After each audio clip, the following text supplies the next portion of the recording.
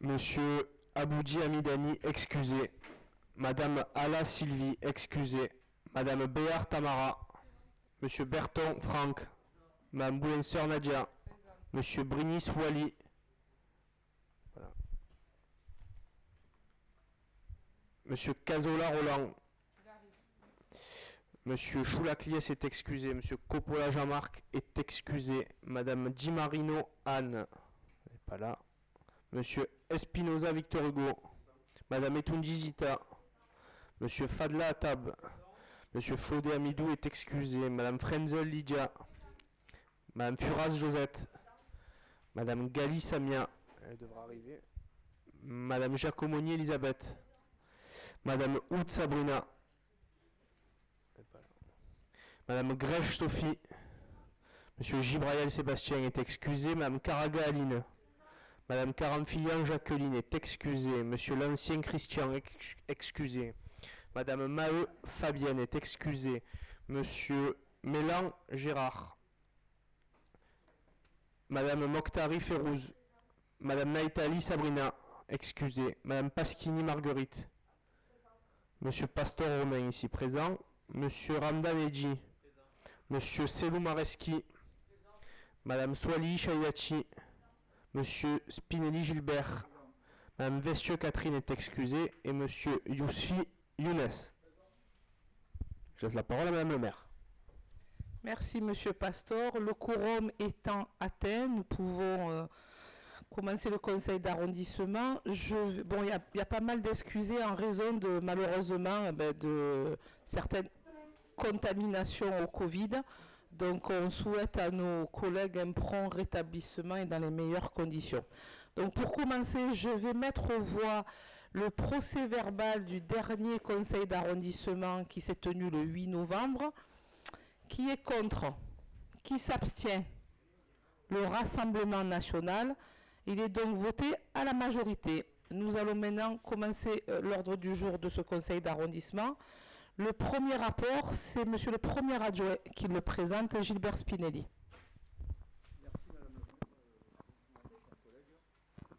Merci Madame le maire. Bonjour mes chers collègues.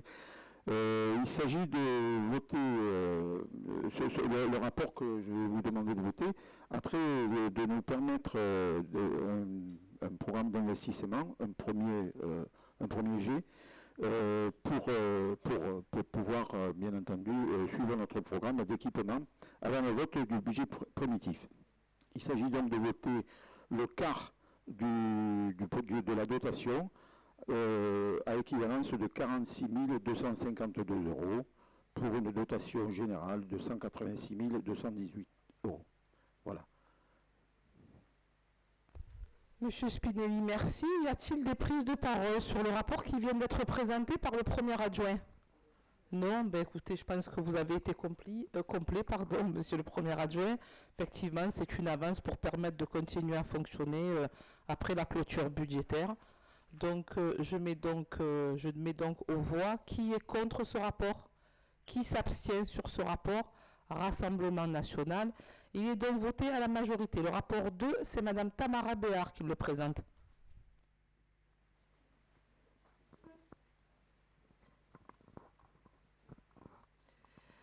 Bonjour à tous. Il s'agit dans ce rapport proposé par Éric Méry d'approuver des titres d'occupation pour des partenaires associatifs dont l'activité présente un intérêt général local. Ces éléments du patrimoine municipal mis à disposition représentent un avantage en nature. Sur notre secteur sont concernés 2 sites, au chemin de la Madragueville et au chemin Ruisseau-Mirabeau. Ces 2 locaux sont mis à la disposition du groupe SOS Solidarité pour un avantage estimé à 158 000 €. Consciente de l'importance de l'action de cette structure nationale qui agit à l'endroit de publics spécifiques, je tiens à rappeler que l'engagement dont la ville de Marseille fait preuve en mettant ses biens municipaux à disposition nécessite en retour une certaine rigueur dans la gestion et l'entretien de ce patrimoine. Nos quartiers sont désireux de préserver leur bâti historique et l'identité de nos noyaux villageois en dépend.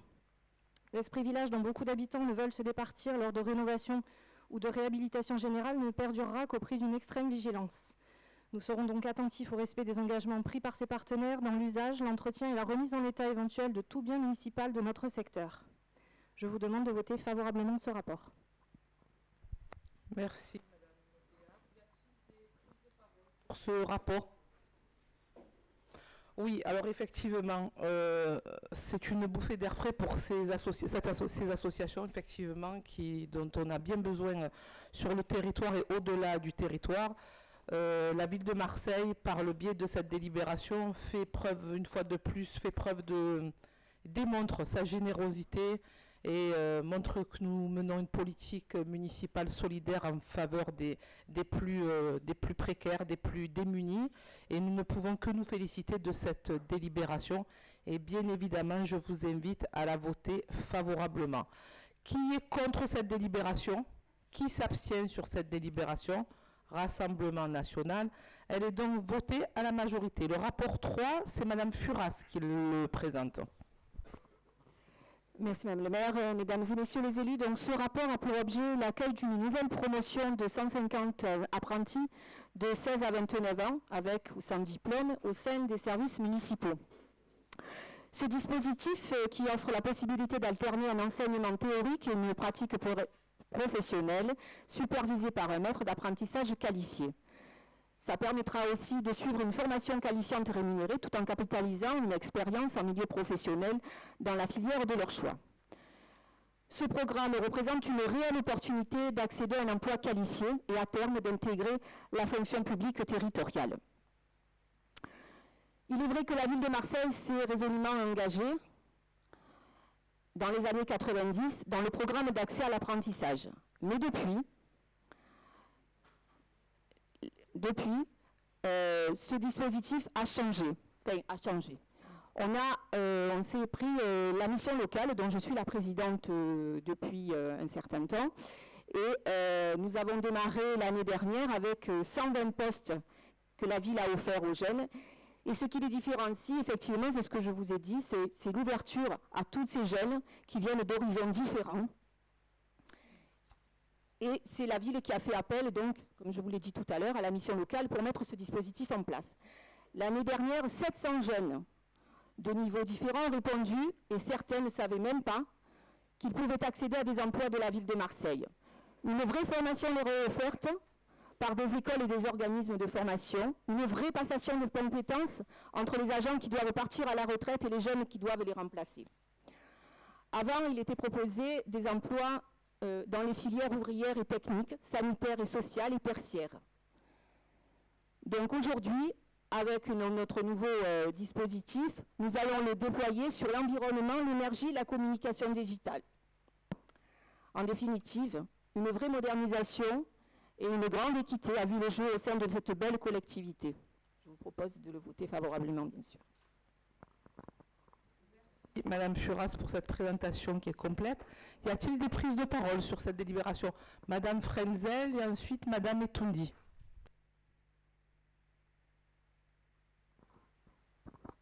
Oui, bonjour à toutes et à tous. Alors concernant ce dossier, nous avons eu une réunion interne où nous avons débattu justement de ces emplois, ces prochains emplois éventuels dans la mairie de Marseille. Et donc on a proposé aussi que les personnes, les élus en fait, qui sont en charge dans les conseils d'administration, dans les lycées professionnels, puissent aussi en parler, puisque ça permettrait aussi d'élargir ce champ d'action dans les lycées professionnels. Voilà, c'était pour compléter un petit peu ce qu'avait dit Mme Furas par rapport aux missions locales, parce que tous les jeunes ne sont pas dans les missions locales, et effectivement, dans les lycées professionnels, nous avons aussi des profils qui pourraient correspondre aux besoins de la ville de Marseille par la suite, et donc par l'apprentissage, bien sûr, on peut aussi les diriger vers l'apprentissage et effectivement avoir des éléments et des fonctionnaires dignes, dignes et à la hauteur. Oui, bonjour à tous. Moi, je voudrais savoir, parce que dans le dossier, on parle du développement des partenariats avec des écoles et des centres de formation. J'aimerais savoir si on peut avoir une visibilité sur lesquels, et en particulier leur spécialité. Aussi, je voulais savoir, parce que j'ai vu que la procédure de recrutement, de communication, d'ouverture de poste, elle va être assez transparente sur les réseaux sociaux, tout ça. Et je voulais savoir si, en termes de procédure de recrutement, aussi, on aura cette transparence ou pas. Je voulais savoir également s'il existait ou non à la ville de Marseille une charte d'accueil et d'encadrement pour les stagiaires et alternants dans des bonnes conditions, pour qu'ils aient une bonne vision du monde du travail aussi, parce que c'est important. J'avais un questionnement aussi par rapport aux 29 postes ouverts pour les ATSEM. Je voulais savoir si c'était des postes, si les jeunes allaient être formés à la sauce Ville de Marseille avec ménage en cœur de métier et accompagnement de l'enseignant au secondaire. Et je voulais savoir, par rapport au coût, on a le coût, je voudrais savoir ce qu'il en est du reste à charge pour la ville. Voilà, merci.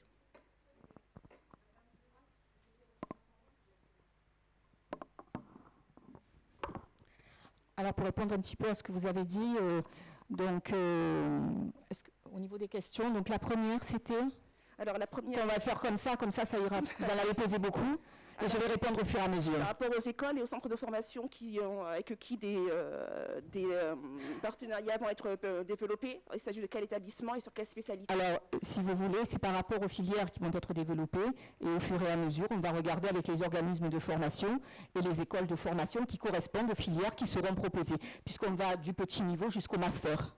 Rien n'a été ciblé pour l'instant en termes de... Pas encore. D'accord.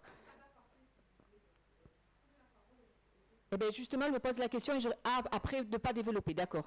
Je réponds à la question. Donc, la deuxième question, c'était par rapport à Oui, Madame Etoundi, vous souhaitez reprendre la parole? Non, mais parce que j'ai dit qu'elle m'a demandé de... Ah, d'accord. Alors, répétez la deuxième question, parce que sinon, on ne va pas s'en sortir. Oui. Allez-y, Madame Etoundi, je vous en prie. Il y a d'autres questions après, donc après... Allez-y, posez votre deuxième question. Alors, la deuxième question, donc c'était par rapport à la procédure de recrutement, si elle allait être aussi transparente que la procédure de communication des...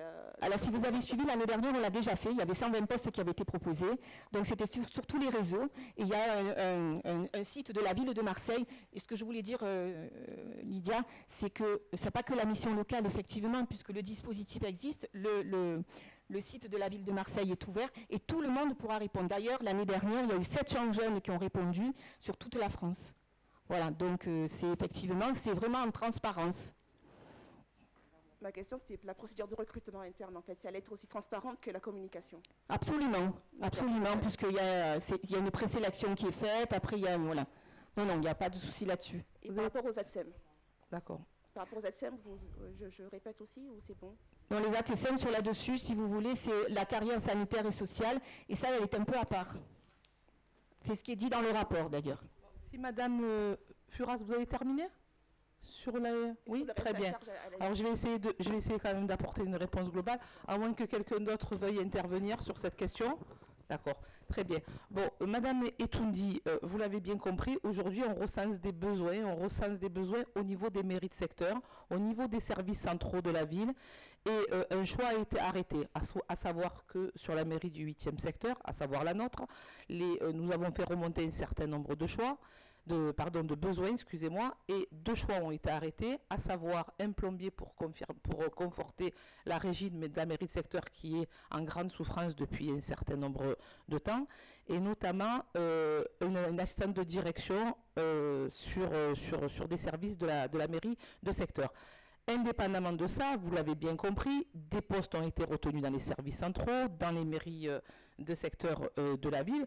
Sur le recrutement, Madame Etoundi, le recrutement se fera comme il doit se faire, c'est-à-dire conformément à la loi. Donc de toute manière, je n'ai pas de doute sur, sur le sérieux et sur les compétences des services centraux de la ville qui feront ça dans les règles de l'art. Sur la question de la diffusion, Madame Frenzel, vous l'avez bien compris, ça sera diffusé bien évidemment via la mission locale, et ça Madame Furas vous l'a dit, mais aussi bien évidemment dans les établissements scolaires, puisque là en définitive c'est un BEP plomberie qui est arrêté chez nous et un BTS assistante de direction. Mais il y a aussi d'autres postes, vous l'avez bien compris, puisqu'en fait il y a 160 postes sur l'ensemble de la ville. Et avec le site internet de la mairie de secteur, les réseaux sociaux de la ville de Marseille, nous allons largement diffuser l'information, et notamment en direction des lycées professionnels, et vous avez raison de le souligner. Et sur cette question-là, vous savez que la mairie de secteur, on est quand même bien en avant-garde, même sur la question des stages de 3e, les fameux stages d'observation qui se font en 3e. Vous savez qu'on a travaillé avec l'ensemble des services de la mairie de secteur et nous avons considéré, nous avons évalué le nombre d'élèves de 3e que nous pourrions accueillir ici en mairie de secteur au nombre de 28. C'est-à-dire que, et ce travail-là, il a été fait en collaboration avec Fabienne Maheu, Josette Furas, en collaboration aussi avec les établissements scolaires. J'excuse Fabienne Maheu puisque aujourd'hui elle est malheureusement malade, donc elle n'a pas pu intervenir sur ce rapport.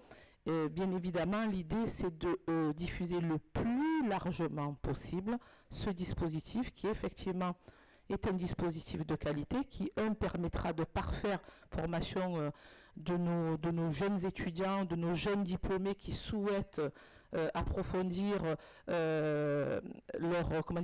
formation, donc notamment sur le BTS assistante de direction. Ça sera un poste qui sera dont le cœur de cible seront les nouveaux bacheliers ou les bacheliers qui auront obtenu leur bac il y a quelques années, qui souhaitent reprendre le chemin d'une formation via un parcours par alternance.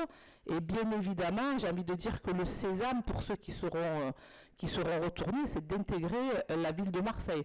Donc il devrait avoir une formation qui colle au plus près des besoins des services centraux pour ceux qui seront retenus dans les services centraux et au plus près des besoins dans les mairies de secteur, puisqu'ils seront formés en mairie de secteur pour ceux qui seront retenus en mairie de secteur. Voilà, j'espère avoir été complète. Bien évidemment, moi je pense que je suis convaincue, et nous sommes convaincus ici, la majorité municipale, que c'est un dispositif de qualité. Je crois qu'il faut laisser faire les services compétents sur la question du recrutement, sur la question de la transparence. Et les choses se feront dans les règles de l'art. Et si ce n'est pas le cas, nous y veillerons. Mais nous n'avons pas de raison de mettre en doute les compétences des services juridiques et administratifs de la ville de Marseille, et notamment les RH, qui gèrent cette opération de recrutement de ce que nous appelons la campagne d'apprentis au sein des services municipaux. Voilà, j'espère avoir répondu à l'ensemble des questions. Je vais donc mettre aux voix cette délibération. Qui est contre cette délibération ? Qui s'abstient sur cette délibération? Mais je suis ravie de voir qu'elle est adoptée à l'unanimité. Le rapport 4, c'est Madame Vestieux qui devait le rapporter, mais étant elle aussi malade, c'est le premier adjoint qui la remplacera avantageusement, je n'en ai aucun doute. Merci Madame le maire. Le rapport 4, il s'agit d'approuver une convention conclue entre la ville de Marseille et la métropole Aix-Marseille-Provence pour l'accueil de certaines manifestations liées essentiellement à l'opération Lecture par Nature 2021. Il n'est pas besoin de trop s'alourdir sur la fonction lecture. C'est un élément fondateur d'une bonne société. Donc il est important que nos enfants et même les ados et plus tard, les gens aient accès à la culture à travers la lecture. Ce qui nous renvoie, si vous voulez, bien entendu, à approuver cette convention. Il s'agit, depuis 2017, la manifestation Lecture par Nature est organisée par l'Agence régionale du livre.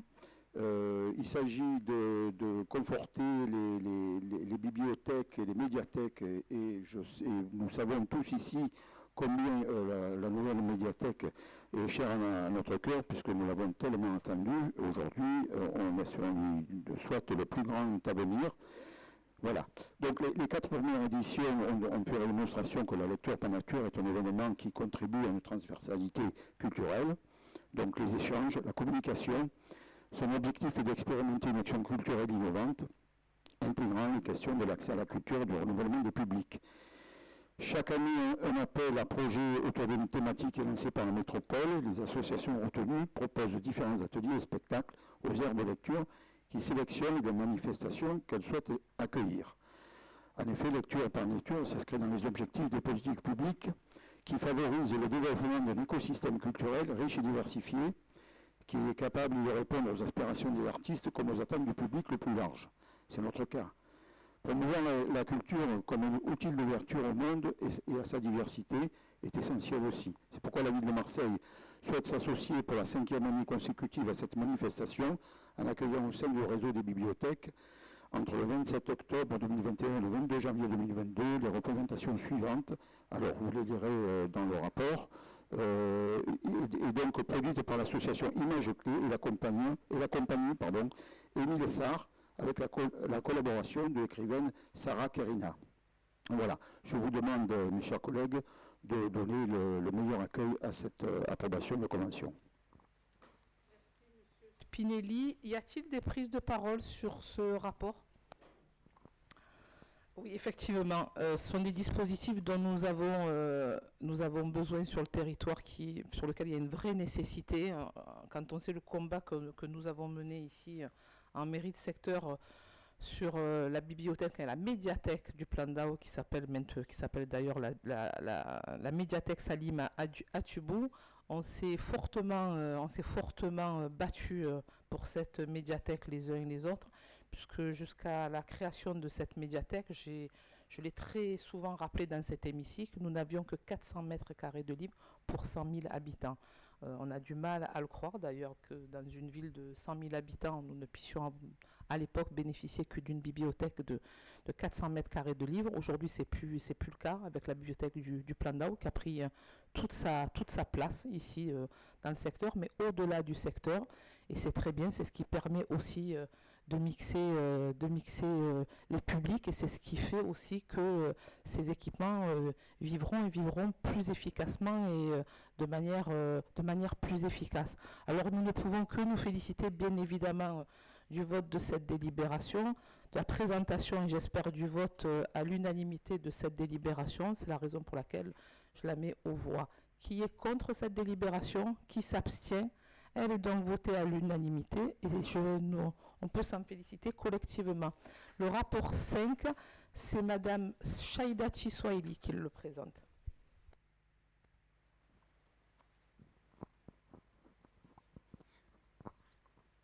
Alors, messieurs, dames, bonjour. Je vais vous présenter une délibération proposée par l'adjoint en charge de la politique du logement et de la lutte contre l'habitat indigne. Elle porte sur l'évolution des modalités de gestion des logements sociaux du contingent municipal au cours de l'année 2022. Comme vous le savez, notre ville souffre d'une forte demande locative sociale, jugulée par une forte par un parc privé. En 2020, la deuxième ville de France ne comptait que 9 758 logements dans son contingent. Ce nombre est à revoir à la baisse d'au moins 10% du fait des logements démolis dans le cadre de l'ANRU et ou de la fin de certaines conventions de garantie d'emprunt. De plus, malgré la loi PLM répartissant ces logements pour moitié entre la mairie centrale et pour moitié entre les mairies de secteur, aucune harmonisation des processus d'attribution n'avait été trouvée depuis 31 ans. Depuis cette époque, une certaine confusion règne et le système est complètement obsolète techniquement et politiquement. La lisibilité des attributions reste auprès de certains administrés un long processus mêlant un sentiment d'injustice pour les uns et d'incompréhension pour les autres. Cette délibération se donne donc pour objectif d'apporter, en réorganisant progressivement les modalités de gestion des logements, une transparence auprès des administrés afin de se conformer à la loi et d'anticiper au flux des logements. La mairie de Marseille veut mettre en place une commission de pré-positionnement des candidats permettant à terme un traitement anonyme des demandes afin de garantir une équité de traitement. Cette démarche est organisée par la mairie centrale en association avec les mairies de secteur. Elle porte sur l'organisation d'une commission unique de préattribution, la mise en place de cotations et des modalités mises en œuvre d'anonymisation et de candidature. Voilà. Merci. Donc je demande à approuver. Merci, Madame Swahili. Y a-t-il des prises de parole? Victor Hugo Espinoza et Madame Etoundi par la suite.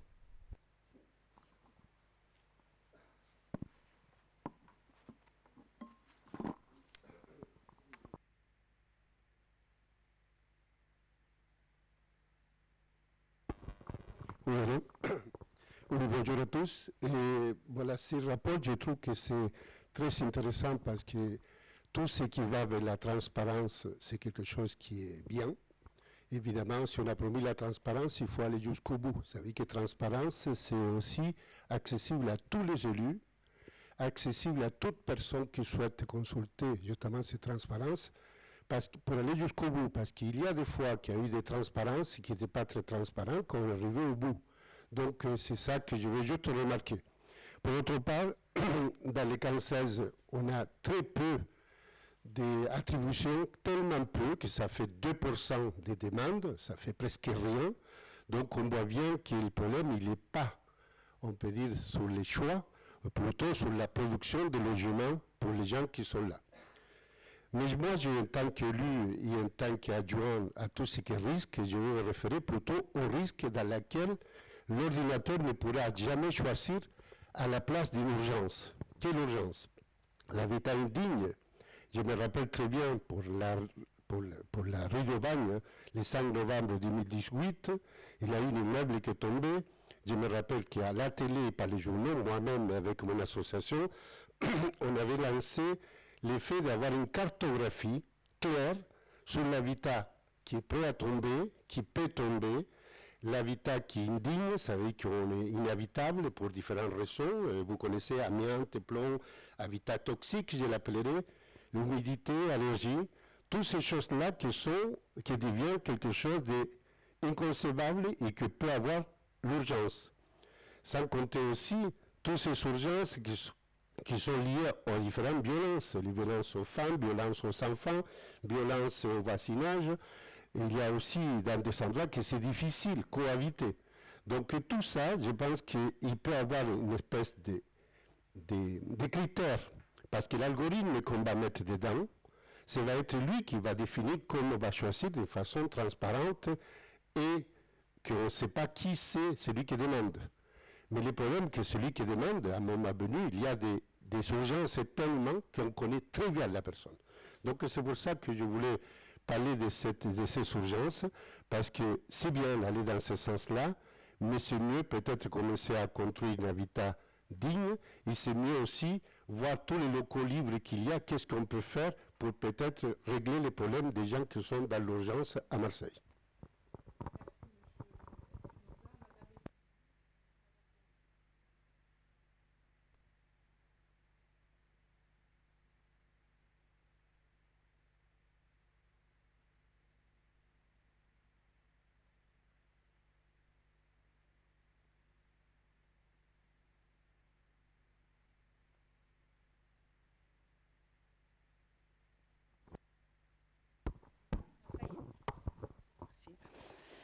Alors moi, j'aimerais bien apprécier l'évolution de la future gestion centralisée. Alors j'aimerais savoir d'où on part. J'aimerais savoir quand on parle du contingent de la mairie de secteur, on parle de combien de logements? Non, mais c'est exactement ce que je veux. Je voudrais savoir aussi, là, en termes de taux d'occupation, et j'aimerais également savoir quelle est la procédure actuelle d'attribution. Voilà, c'est tout.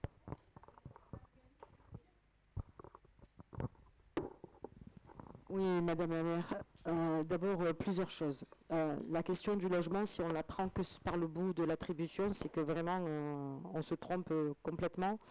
Et on est loin d'arriver au bout si c'est juste par ce petit bout de la lorgnette que l'on prend ce problème. La question du logement, elle est d'abord d'être en capacité de construire sur la ville du logement pour tous. Voilà. Que l'on soit en situation de pouvoir ou pas de travailler ou de pas travailler, que l'on soit en situation de pouvoir acheter, qu'on soit dans un logement d'accession sociale. Toutes ces formes d'habitat doivent aujourd'hui les Marseillais doivent être en capacité de pouvoir avoir cette offre-là. On est loin d'avoir cette offre-là. On a une vraie question sur comment on construit. Aujourd'hui, on construit moins de logements que ce qu'on a pu construire par le passé. C'est une réalité. Voilà. Et donc, par ricochet, ben oui, la demande explose parce qu'il n'y a pas de rotation. Et lorsqu'il n'y a pas de rotation dans les logements, ben vous vous retrouvez avec un embouteillage dans l'attribution ou même la demande tout court de logement. Après, moi je vous le dis, c'est là aussi mal connaître la réalité de la situation. C'est-à-dire que si vous êtes en capacité de dire entre deux mêmes familles qui sont dans la même précarité, avec le même nombre d'enfants, dans les mêmes conditions. C'est simple, c'est à chaque fois que vous en voyez une, elle est plus dramatique que l'autre, mais c'est en cascade. Donc en fait, c'est jamais mieux, c'est toujours pire. Donc à partir de là, comment choisir entre tel ou tel? Finalement, ils sont tous Ils doivent tous prétendre à un logement. C'est ça la difficulté. C'est même pas de dire avoir le choix du roi, c'est d'être en capacité de pouvoir répondre aux demandes des gens qui attendent depuis des années et qui sont dans une situation insupportable pour eux, pour leur famille et pour les enfants. Parce que derrière, c'est aussi des problèmes d'échec scolaire. Parce que quand on n'est pas bien dans un appartement, quand on est à 5, 6, voire plus, dans un T2, voire T3 ou T3, ben, il est clair qu'on n'est pas dans les meilleures conditions ni sanitaires, ni psychologiques pour réussir.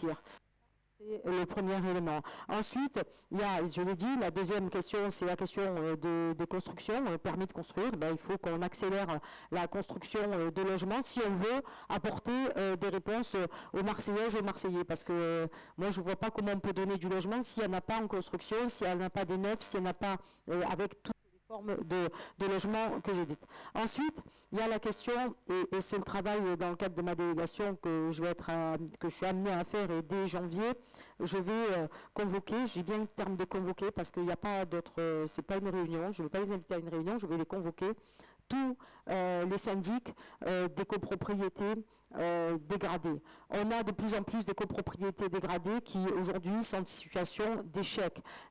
Et si on ne les redresse pas, alors qu'il y a tous les outils aujourd'hui pour pouvoir redresser ces copropriétés dégradées, ben on se retrouve avec des gens qui finalement sont dans le logement, je dirais, privé, des logements qui peuvent accéder à des logements dans le domaine privé, qui reviennent vers le logement social et bouchonnent encore le logement social. C'est-à-dire que ça vient de tous les côtés, parce qu'il y a un rôle qui ne se joue plus dans le logement privé et qui doit se jouer. Donc c'est pour ça qu'on mettra en place, je suis en train de voir avec les services de la métropole et les services de la ville, pour qu'on travaille à faire que oui, sur ces questions-là, on va demander des comptes un peu à tout le monde, parce que là aussi, il faut qu'on puisse arriver à répondre à toutes les solutions.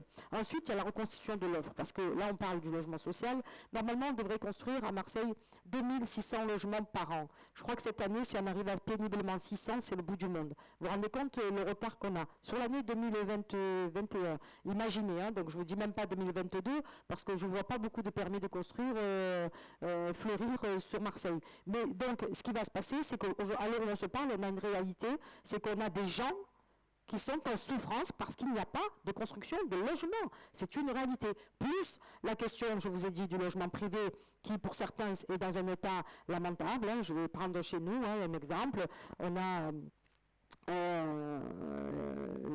la Morlette, la Granière, qui va commencer par le premier sujet, parce qu'on réhabilite notamment, et on va reconstruire dans le cadre de l'ANRU. Je travaille à ce que, justement, on est en train de retravailler tout un maillage pour reconstruire du logement de petite taille, de qualité, pour essayer d'apporter une réponse. Mais sur l'ANRU, à l'ANRU aujourd'hui, il nous faudrait, dans la reconstruction de l'offre, ça veut dire qu'à chaque fois qu'on va démolir, reconstruire 6600 logements. 6600 logements. Comment voulez-vous, entre 2600, qui est le logement, je dirais, de droit commun d'une ville comme Marseille, plus 6600 logements qui doivent être construits dans les 6 années à venir, ça veut dire que c'est 2000 logements, on va dire, avec un peu plus, 2500 en plus par an. Ça veut dire que quand on ajoute ce qu'on est censé construire, plus la reconstruction de l'offre, on est censé être à 4500, 5000 logements si on veut vraiment y arriver. Ouais, ben ça veut dire qu'il faudra aller chercher ailleurs des outils qui vont nous permettre de remettre en état les choses. Après, excusez-moi, mais je parle, la maire le dira, mais sur une mairie de secteur, quelle qu'elle soit d'ailleurs, hein, quand vous avez 2-3 logements et que vous avez 1000 demandes en attente, excusez-moi, mais dans les 1000, il n'y en a pas un qui est plus prioritaire que l'autre. Ils sont tous prioritaires. Voilà. Peut-être choisir la couleur de cheveux ou de je ne sais pas quoi qui va faire la différence, mais autrement, dans leur statut familial, ils sont tous prioritaires. Donc je crois que là, on se pose des questions qui, à mon sens, n'en sont pas. La vraie question qu'il faut se poser, c'est comment on se permet que qu'on ne soit plus à des taux de demande de logement qui dépassent l'entendement, qu'on a l'impression qu'on est dans un tiers-monde en termes de demande de logement, tellement la situation se dégrade et elle se dégrade de jour en jour. Alors, je le dis, la tâche n'est pas simple, Madame la maire, et je sais combien c'est pas simple, je sais combien tous les jours vous avez des gens qui vous sollicitent, qui nous sollicitent d'ailleurs à tous, parce que ils sont dans une situation de précarité extrême et que de répondre qu'on ne peut rien faire, de répondre vous êtes en attente, dès que c'est possible, on présentera votre candidature, c'est quand même pas simple. Alors vous savez, le tirage, il peut y avoir effectivement un tirage au sort parce que je ne vois pas autrement comment on pourrait faire bientôt. Merci Madame Gali pour votre propos complet. Alors Madame Etoundi, vous parliez des critères d'attribution, mais Madame Etoundi, vous savez, vous avez quand même des questions qui sont toujours très orientées. J'ai du mal à comprendre parce que vous êtes quand même printemps marseillais. Ce sont des délibérations qui sont portées et qui sont présentées par la majorité municipale de Marseille qui est en grande majorité printemps marseillais. Ça, c'est le volet que je ferme et j'ouvre et je referme. C'est quand même fou que ce soit moi qui dois défendre le printemps marseillais, les services centraux de la ville. Bon, ça, c'est une chose qui est faite. Il y a 1000 demandes de logement. Oui, mais Madame Etoundi, faites attention parce que vous savez, vos questions toujours très orientées, suspicieuses, ça va un peu. Parce que moi, je ne suis pas l'avocat de la majorité municipale de la ville de Marseille. Donc vous n'avez qu'à demander à vos collègues, vous n'avez qu'à lire précisément les délibérations et vous aurez un certain nombre d'informations. Pour cela, il faut travailler. Il ne faut pas se présenter au conseil d'arrondissement, poser 3 questions et donner l'impression qu'on survole tous les sujets. Ça, c'est encore une parenthèse que j'ouvre et que je referme. Pour la mairie de secteur, Mme Gali l'a dit, elle le sait parce qu'elle était en responsabilité avant moi. Cette année, l'année qui s'est écoulée, il y a eu plus de 1000 demandes de logement récurrentes. Et nous avons eu 18 logements cette année. Donc alors vous savez, moi, les critères d'attribution, moi je ne sais pas. Je ne sais pas prioriser la misère. Et je m'interdis de prioriser la misère. Parce que moi, je ne sais pas si une famille avec 3 enfants dans un T2, elle est prioritaire par rapport à la famille qui a fait une demande de logement depuis 10 ans, sur la femme qui essaie d'échapper à son mari parce qu'elle veut fuir son appartement, elle veut fuir son logement et qu'elle n'a pas de logement, elle ne se voit pas attribuer un logement. Je ne sais pas le faire. Voilà, je ne sais pas le faire. Et Mme Gali l'a dit à juste titre. Pour répondre au problème du logement à Marseille, c'est produire du logement. Après, bon, il n'y a pas de souci. Vous savez, nous, par contre, quand on est engagé dans une majorité municipale, on va jusqu'au bout, même si parfois on a certaines réserves. Et sur ce rapport, je dois dire que j'avais un certain nombre de réserves. Pour autant, nous ne nous désolidariserons pas de la majorité municipale. Et si on venait ici... Alors, parce que je vais avoir un discours de vérité. Si on venait à rejeter cette délibération, on nous dirait « Ah oui, parce que la transparence, ça les gêne. » Mais nous, ça ne nous gêne pas. Hein. On a 18 logements, il n'y a pas de souci. Il n'y a pas de souci. Parce que contrairement à d'autres mairies de secteur, contrairement à d'autres élus de cette ville, nous avons une forte proximité avec les habitants. Et nous sommes interpellés par les habitants. Alors, c'est compliqué. Ça, je reconnais que c'est compliqué. Mais pour autant... Nous faisons face à nos responsabilités, nous l'avons toujours fait, nous continuons à le faire. Mais la vraie question, c'est de produire du logement. Après, on peut mettre tous les critères de la terre, on peut faire ce qu'on veut, mais moi, faire du précaire avec les précaires, je me l'interdis. Voilà, je me l'interdis. Pour autant, on est dans un processus municipal où on doit les uns et les autres être solidaires des uns et des autres et je considère pas de souci si ça permet d'apporter une amélioration, mais on arrivera à faire quoi?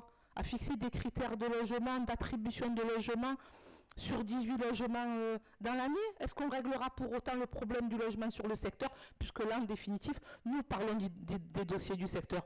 Je ne le crois pas. Je pense que la solution, Madame Gali l'a dit dans son propos, c'est de produire du logement. Aujourd'hui, il y a 40 000 demandes de logement sur la ville. 40 000 demandes de logement sur la ville. Quant aux 1000 demandes de logement que nous avons ici en mairie de secteur, vous pensez que c'est des demandes de logement de confort?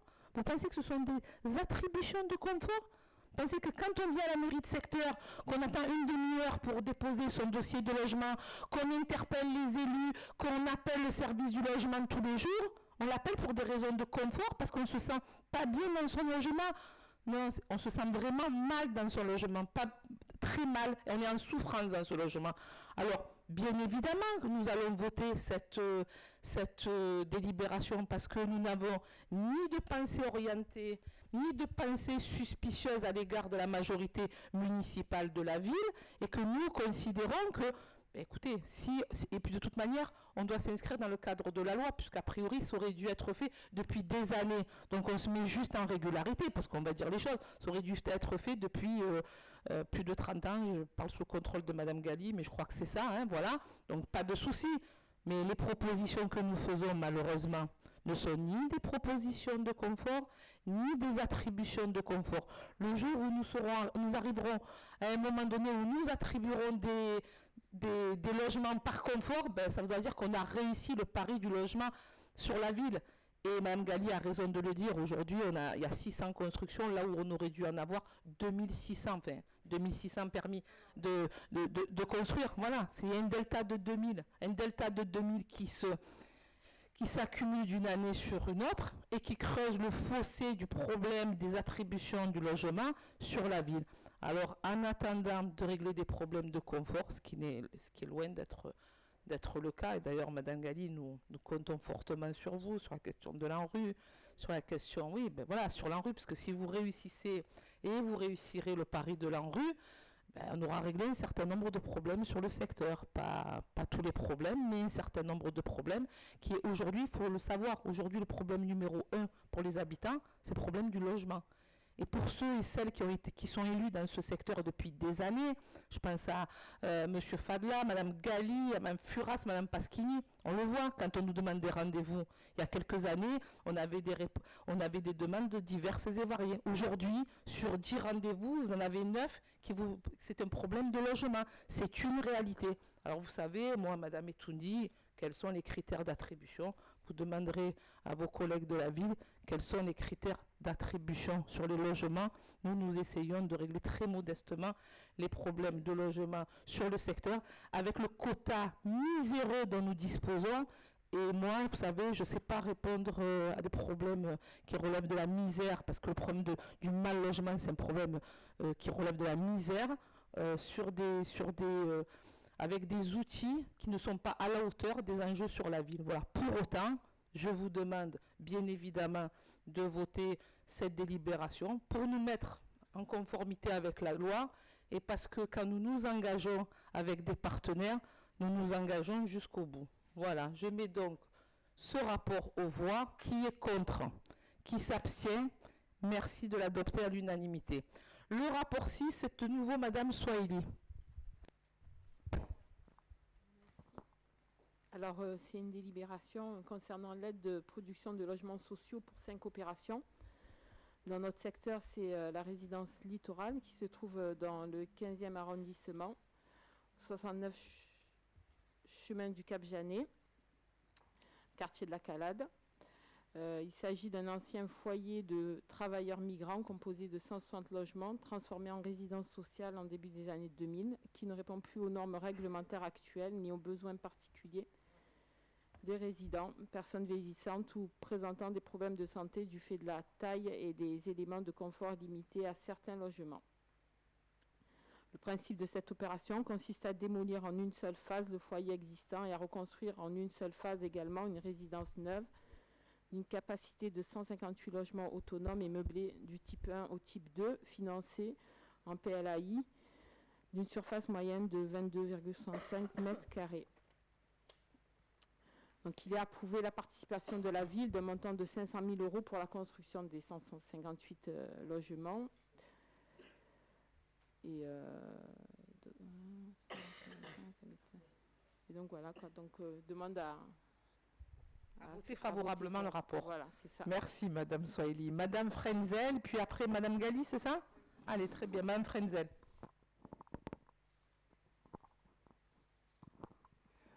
Oui, concernant ce dossier, c'est très bien de pouvoir le détruire pour le reconstruire, parce que c'est très très important. Mais en même temps, moi ce que je souhaiterais, la chose sur laquelle je voudrais une vigilance, c'est sur toute la descente en fait, c'est dans un état lamentable. C'est-à-dire que quand on passe en véhicule, on se rend bien compte que il y a énormément de problèmes puisque c'est sur une colline. Et donc, je souhaiterais qu'on regarde de plus près tout le bas de la colline qui est jonché de tonnes de déchets. Et donc, en même temps, comment on pourrait y remédier, puisque par la suite, il y aura des logements tout neufs. Comment on pourrait remédier à ça, puisque c'est vraiment dans un état lamentable. C'est envahi de rats et toutes sortes d'excréments, enfin bref. Donc voilà, il faudrait reprendre un petit peu, regarder en tout cas ce dossier, puisque le relogement, enfin, la réhabilitation permettra aussi de regarder un peu de plus près toute la descente, puisqu'on a eu pas mal de plaintes sur le bas de cette zone. Merci Madame Frenzel. Madame Galli, s'il vous plaît, je crois que vous avez demandé la parole. Oui, juste pour expliquer que, vous voyez là, on vient de passer, Mme Shahidati Swahili vient d'expliquer justement ce que c'est que la résidence littorale. En fait, la résidence littorale, ça ne porte aucun logement supplémentaire. C'est de la reconstitution de l'offre, c'est-à-dire qu'on a démoli, on reconstruit. C'est ce que j'expliquais tout à l'heure, c'est-à-dire que si on est déjà que dans la reconstitution de l'offre, ça veut dire que c'est en réalité 0 logement en plus-value pour le territoire. On aura du logement de qualité et qui soit refait à neuf, c'est une bonne chose. Bon, je crois que ça marche. Que c'est une bonne chose, mais pour autant, ça n'apporte, on ne peut pas le comptabiliser comme étant quelque chose de plus pour le territoire. Après, ce qu'il faut savoir... je vais parler sans micro parce que je ne sais pas ça... Ah, d'accord. Ce qu'il faut savoir, sur la question... Oh, mais voilà. Non. Bon. Ce qu'il faut savoir, c'est que quand il y en a un territoire, et on les traite avec Madame Boulancer, nous traitons tous les territoires du 15e, en ce qui me concerne, tous les territoires en QPV et en rue de Marseille, parce que c'est dans le cadre de ma délégation, mais ici sur le 15-16, tous les territoires des 15-16 et notamment ceux qui relèvent aussi dans le cadre de ma délégation. Sur Cap-Janet, on est en train de regarder notamment par exemple le stade où on va réfléchir à pouvoir moderniser ce stade, à lui donner une vraie vocation sociale pour que justement ce soit aussi un lieu sportif, un lieu de retrouvailles pour nos jeunes, parce qu'il bien sûr il y a le logement, il y a tout ce qui va à côté, et c'est aussi rendre attractif un territoire, un quartier, et lui donner de la vie. Sur la question de la propreté, notamment de la butte, en réalité c'est la butte qui est très compliquée à entretenir, parce qu'en réalité on est vraiment c'est une butte, ce qui veut dire que c'est très pentu, et pour accéder au nettoiement. Mais moi, franchement, Didier, permets-moi de te le dire, et je te le dis vraiment amicalement, on est ici une majorité municipale. Avec nos divergences, voilà, on n'est pas tous pareils, mais on est une majorité municipale. Lorsqu'un élu de cette majorité, ou pas d'ailleurs, je le dis, voilà, quand on est un élu, il ne faut pas être que dans le constat. Il faut aussi demander. Ça veut dire que lorsqu'il y a ce genre de problème, ça n'empêche aucun élu de pouvoir intervenir lui-même pour aller réclamer et dire, voilà, si c'est au bailleur, si c'est au service de l'État, la DDTM, parce que je ne sais pas si c'est la question du département, si voilà à qui appartient, et demander que le nettoiement se fasse. Bien sûr qu'il faudra tous regarder, mais et on le fait. Mais la tâche, elle est ardue. La tâche, elle est très, très, très impressionnante. Elle est énorme. Voilà. Donc, ça veut dire que si chacun d'entre nous fait sa part de travail, on y arrivera. C'est pas je le dis vraiment sans aucune ni agressivité, ni mauvaise pensée. Mais vraiment, il faut que tout le monde comprenne que, voilà, on est une équipe. Et c'est l'équipe entière qui doit être au travail, à la tâche. Et que c'est pas seulement de dire à Madame la maire, ah ben il y a ça à tel endroit, il y a tel endroit. Après tout, chacun a le mandat pour le faire aujourd'hui. Merci Madame Grèche. Madame Grèche.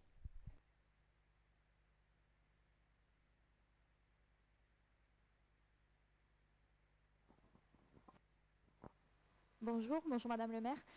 C'était juste concernant les logements sociaux. Notre position, c'est pour les logements sociaux de réhabiliter ce qui existe déjà, plutôt que de construire ou de bétonner encore. Et là, concernant ces logements-là, est-ce qu'il n'y avait pas la possibilité de les rénover? Je ne sais pas dans quel état exactement ils sont, mais peut-être des études ont été faites, tout ça. Mais voilà, c'était...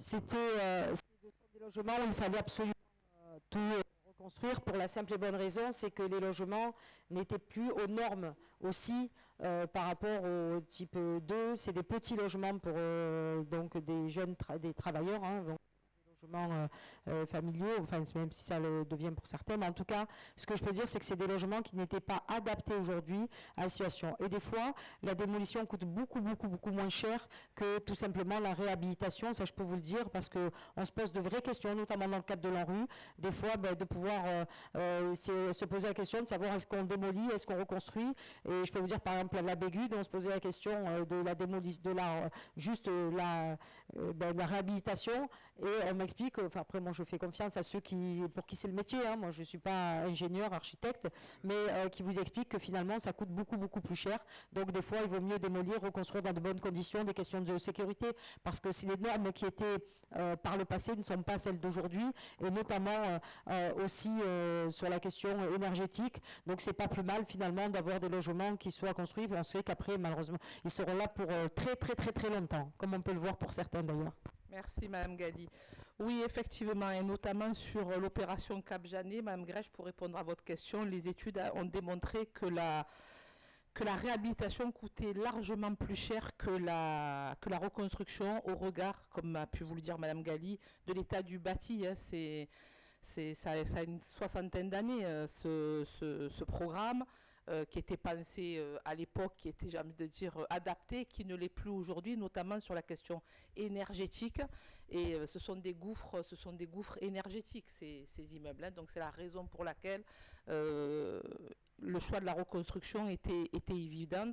Madame Gali l'a dit, Madame Swahili également, on reconstitue une offre. Hein. C'est-à-dire qu'il n'y a pas un logement de plus que ce qu'il y a au moment où nous parlons. Voilà. Mais il y a une nécessité, parce que voilà, c'était des logements qui étaient insalubres, hein, très clairement insalubres.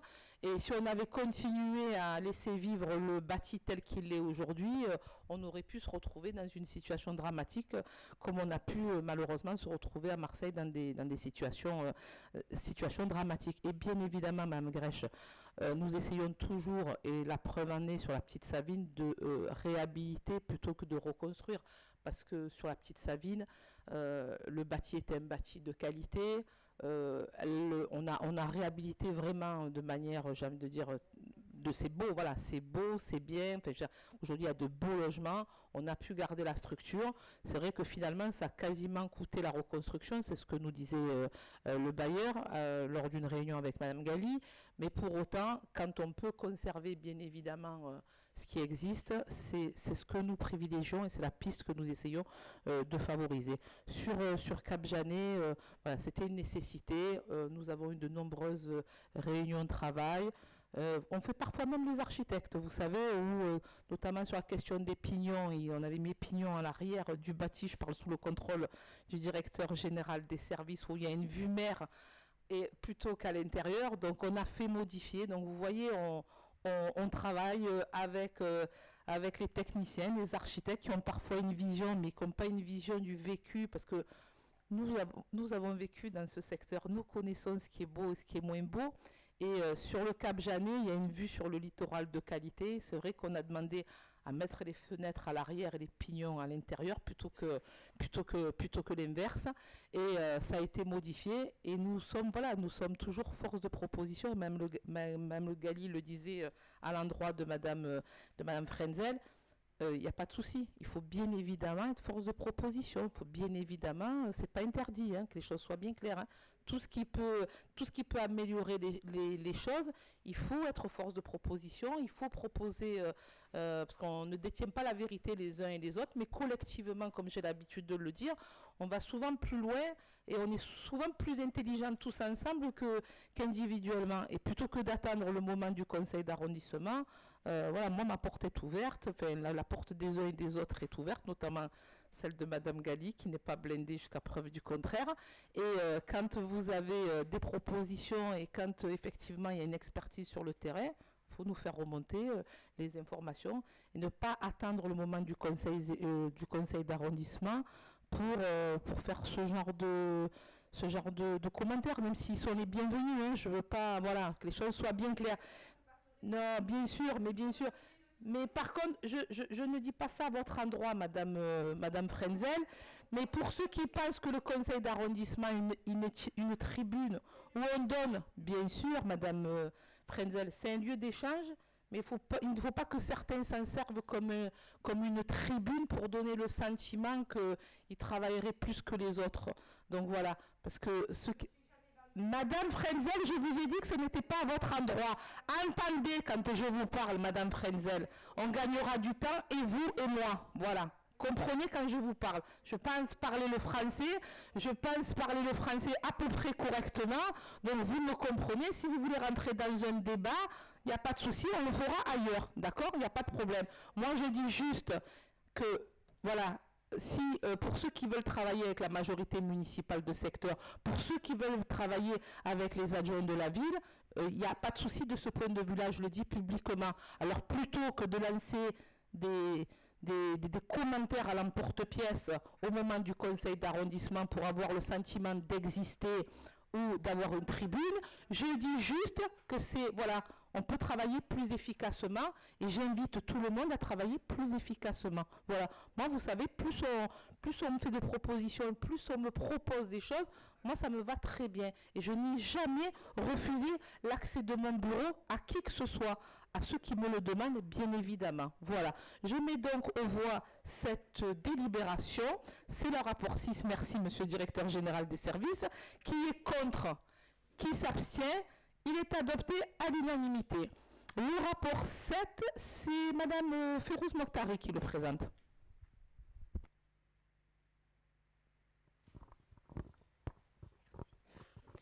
Madame le maire, Madame, Messieurs, bonjour. Donc ce rapport a pour objet la troisième répartition d'opérations d'investissement 2021.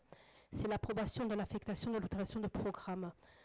Par délibération du 29 juin 2015, le conseil municipal avait adopté le contrat ville intercommunal pour la période de 2015 à 2020, qui est le nouveau cadre de la politique contractuelle en direction des quartiers les plus en difficulté et porteurs de caractéristiques et de dynamiques urbaines et sociales très diverses.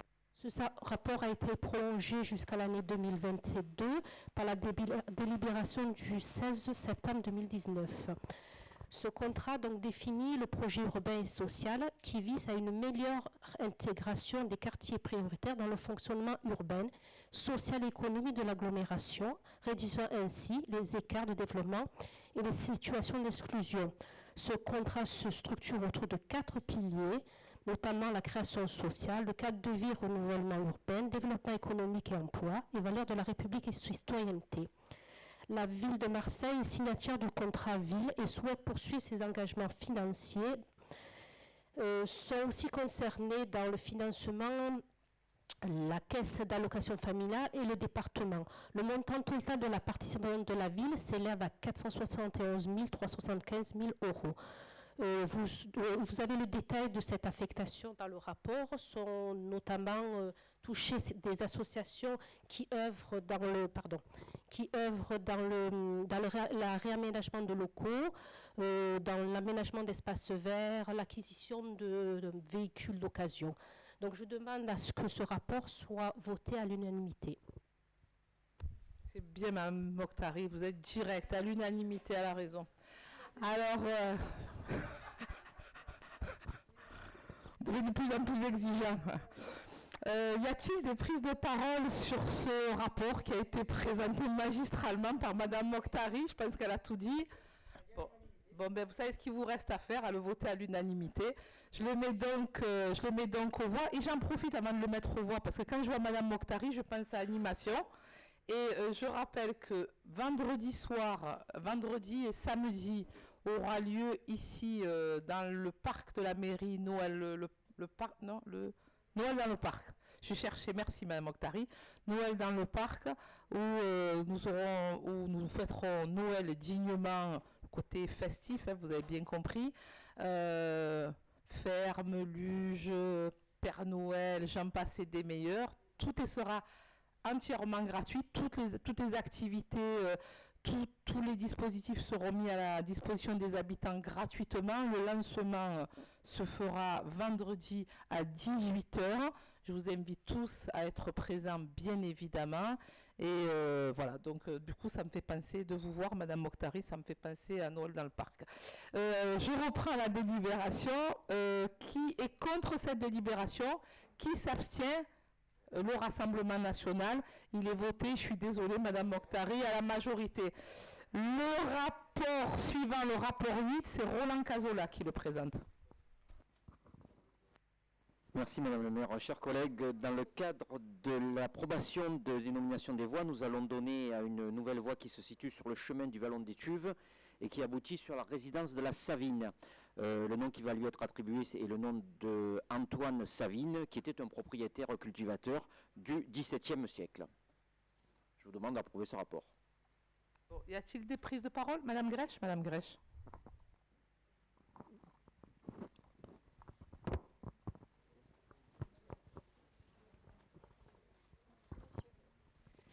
Oui, ça sera évidemment un vote pour. Je profite juste de cette délibération pour parler de Noël, mais vous venez de le faire. En fait, j'ai été interpellée par quelques habitants qui s'interrogeaient concernant les décorations de Noël qu'ils ne trouvaient pas très nombreuses. Alors, c'est pas pour la mairie du 15-16, parce que j'ai entendu la même chose dans le 11-12, le 13-14 aussi. Donc, je voulais savoir si vous en saviez plus, enfin, vous en savez sûrement plus, bien sûr. Si vous pouvez nous expliquer un peu, est-ce que le budget général a été baissé? Enfin, comment ça se passe, en fait? Merci. Et oui, vous voyez, Monsieur Cazola, vous aussi, quand on vous voit, ça nous fait penser à Noël. Sur la question des illuminations... Sur la question des illuminations, sur les illuminations qui sont assurées par la ville de Marseille, nous avons fait le choix ici en mairie de secteur, plutôt que de conforter les illuminations, de faire justement, de mettre en place Noël dans le parc pour permettre à tous les enfants du 15-16 d'avoir accès à photo du Père Noël, qui sera une photo gratuite, des animations, des actions. Donc c'est un choix politique qui a été porté ici en mairie du 15-16. Pour les autres secteurs de la ville, je n'ai pas de réponse, Madame Grèche, mais je pense que vous aurez tout le loisir de poser la question aux autres maires de secteur ou de poser la question au conseil municipal de Marseille vendredi. Voilà. Je reviens sur le rapport qui a été présenté par Monsieur Cazola. Donc Antoine Savine, bon, pas de souci. Hein. Moi, j'aurais préféré, bon, parce qu'on avait d'autres propositions, et vous le savez, mais j'ai cru comprendre que sur cette dénomination, c'était un engagement qui avait été pris lors de la précédente mandature et qu'il devait, comment dirais-je, aller au bout de la démarche. Donc il n'y a pas de souci, hein. On l'entend et bien évidemment on va voter favorablement ce rapport, mais j'espère que sur les autres dénominations, et on compte sur vous Monsieur Cazola, j'ai rien contre Monsieur Antoine Savine, dont j'ai appris l'existence pas plus tard que vendredi, mais des personnages qui ont, voilà, plus emblématique pour la ville et pour le secteur. Mais bien évidemment, je vous demande de le voter favorablement et pas unanimement, comme a pu le dire précédemment Madame Mokhtari. Qui est contre? Qui s'abstient? Il est voté à l'unanimité. Le rapport 9, c'est Madame Tamara Béard qui le présente.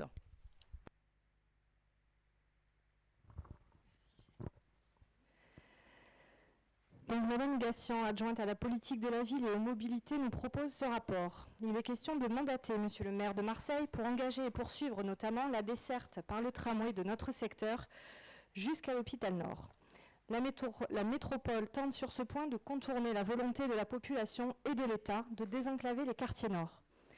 L'A55, l'A7, la L2 et la voie ferrée, tous ces réseaux qui entrent dans Marseille passent par les quartiers où nous vivons et dont nous subissons majoritairement les nuisances. Le manque de connexion transversale entre nos quartiers, physiquement séparés par les ouvrages créés pour favoriser les flux routiers nord-sud comme l'autoroute, est un problème persistant. Le tramway serait un lien de qualité pour repenser la totalité de la desserte en transport. Les quartiers nord doivent pouvoir accéder à une forme d'égalité des chances pour sa population. Pour illustrer mon propos, 2 exemples. Le lien entre nos deux arrondissements ne permet pas aux salariés du 16e, qui est un bassin d'emploi, et résidant dans le 15e, d'utiliser les transports de façon sereine. Deuxième exemple, le transport limite aussi les possibilités éducatives. Par exemple, la connexion aux universités. Un étudiant met plus d'1 heure au départ de la Savine pour rejoindre la faculté de Saint-Jérôme, moyennant 2 bus et 2 métros. Le trajet en voiture prend 15 minutes pour une distance de 7,7 km. Pour mémoire, le 15-16 a une superficie de 33 km², identique à celle de Gémenos. Notre population est environ 15 fois plus nombreuse. Les 6387 âmes gémenosiennes apprécient certainement le slogan des transports en commun de ce village « Ma voiture, c'est le bus ». Force est de constater que nos 96 000 administrés en l'état actuel du réseau marseillais au nord de la ville ne peuvent en dire autant. En conclusion, je vous demande de voter favorablement ce rapport afin de donner appui à cette demande nécessaire au développement futur des transports dans nos quartiers.